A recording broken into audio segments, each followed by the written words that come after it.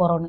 இவர் வந்து ட்விட்டரில் நான் 30 வருஷத்தை போயிட்டு நிறைவு செஞ்சிருவோம்னு நினச்சேன், முடியாமல் போச்சு அப்படி இப்படின்னு எழுதுறீங்க. அப்போ உங்ககிட்ட இது என்ன ட்விட்டரும் இன்ஸ்டாகிராமும் விவாகரத்து வாங்கி தர இடமா? நேராக வக்கீல போய் பார்த்து பேச வேண்டியதானே, என்னென்ன காரணத்துக்காக நாங்கள் பிரிகிறோன்னு. அதை விட்டுட்டு நம்ம மேலே வந்து கேஸ் போடுவாங்களாம். என் மேலே கேஸ் போட முடியாது, நான் உங்களை பற்றி பேசவே இல்லை பொதுவாக. அப்புறம் பார்த்தீங்கன்னா, எப்படா ஏதாவது நியூஸ் கிடைக்கும்னு எத்தனையோ யூடியூப் சேனல் உட்காந்துருக்காங்க. எச்ச வாய்க்கு அவல் போட்ட மாதிரி நீங்கள் வந்து நியூஸ் போடுறீங்க. அப்புறம் வந்து அவங்க பேசிட்டாங்கன்னு வேற கோச்சிக்கிறீங்க. நீங்கள் எதுக்கு பொது இடத்துல வந்து சொல்கிறீங்க எங்களுக்கு நாங்கள் பிரிய போகிறோம் அப்படின்னு? அப்போ அவங்க பேசத்தானே செய்வாங்க.